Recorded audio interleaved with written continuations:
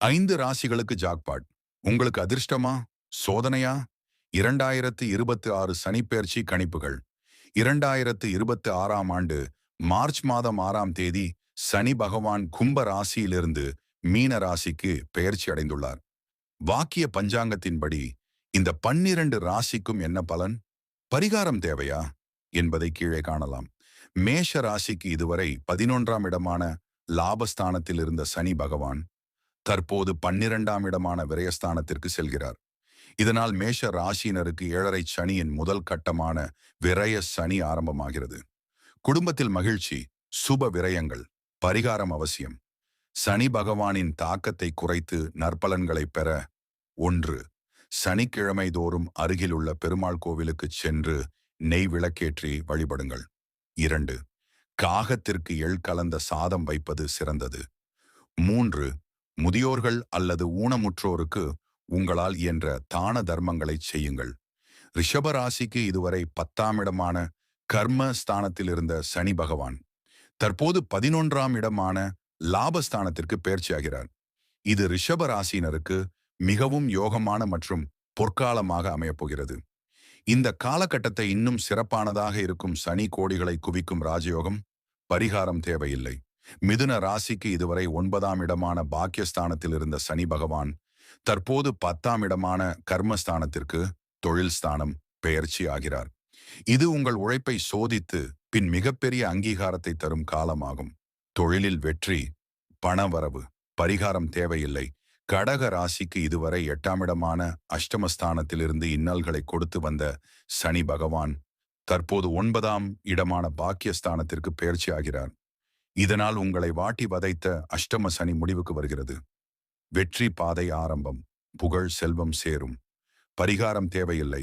சிம்ம ராசிக்கு இதுவரை 7ஆம் இடமான களத்திரஸ்தானத்தில் இருந்த சனி பகவான் தற்போது 8ஆம் இடமான ஆயுள் மற்றும் அஷ்டமஸ்தானத்திற்கு பெயர்ச்சி ஆகிறார். இதனால் சிம்ம ராசியினருக்கு அஷ்டம சனி காலம் ஆரம்பமாகிறது. எங்கும் எதிலும் கவனம். திடீர் பணவரவு உண்டு. பரிகாரம் அவசியம். அஷ்டம சனியின் தாக்கத்தை குறைத்து நற்பலன்களை பெற 1. சனிக்கிழமை தோறும் காலபைரவருக்கு மிளகு தீபம் ஏற்றி வழிபடுங்கள். 2. அனுமன் வழிபாடு உங்களுக்கு மனவலிமையை தரும். சனிக்கிழமைகளில் வெற்றிலை மாலை சாற்றலாம். 3.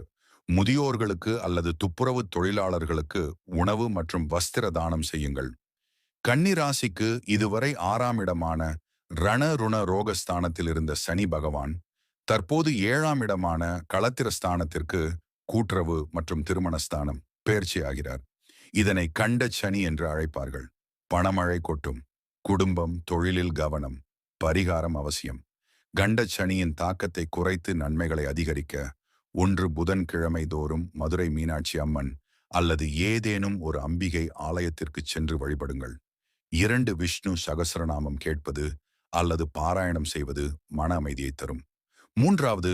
ஏழை சுமங்கலி பெண்களுக்கு மங்களப் பொருட்களை மஞ்சள், குங்குமம், வஸ்திரம் தானமாக வழங்குங்கள். துலாம் ராசிக்கு இதுவரை 5ஆம் இடமான பூர்வ புண்ணியஸ்தானத்தில் இருந்து வந்த சனி பகவான் தற்போது 6ஆம் இடமான ருணரோக சத்ருஸ்தானத்திற்கு வெற்றி ஸ்தானம் பெயர்ச்சி ஆகிறார். இது உங்களுக்கு விபரீத ராஜயோக பலன்களை வழங்கப் போகிறது. தொட்டதெல்லாம் வெற்றி, பொற்காலம். பரிகாரம் தேவையில்லை. விருச்சிக ராசிக்கு இதுவரை 4ஆம் இடமான சுகஸ்தானத்தில் அர்த்தாஷ்டம சனி இருந்து வந்த சனி பகவான் தற்போது 5ஆம் இடமான பூர்வ புண்ணிய ஸ்தானத்திற்கு பெயர்ச்சி ஆகிறார். பஞ்சம சனி.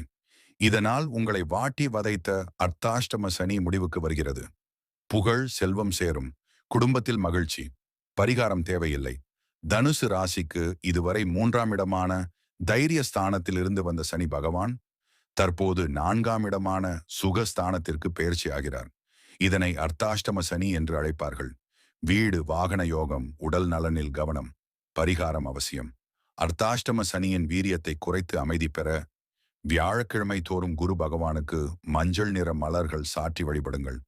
ஆஞ்சநேயருக்கு சனிக்கிழமை அன்று வெண்ணெய் காப்பு சாற்றி வழிபடுவது தடைகளை நீக்கும். வீடற்ற ஏழைகளுக்கு அல்லது முதியோர்களுக்கு உணவு பொட்டலங்களை வழங்குங்கள். மகர ராசிக்கு இதுவரை 2ஆம் இடமான பாதசனியில் இருந்து வந்த சனி பகவான் தற்போது 3ஆம் இடமான முயற்சி மற்றும் தைரிய ஸ்தானத்திற்கு பெயர்ச்சி ஆகிறார். சகாய சனி.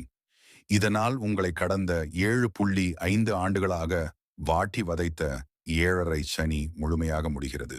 வெற்றி கொடி பறக்கும். ராஜயோகம். பரிகாரம் தேவையில்லை. கும்ப ராசிக்கு இதுவரை உங்கள் ராசியிலேயே ஜென்ம சனி அமர்ந்து பாடங்களை புகட்டி வந்த சனி பகவான் தற்போது 2ஆம் இடமான தன மற்றும் வாக்குஸ்தானத்திற்கு பெயர்ச்சியாகிறார்.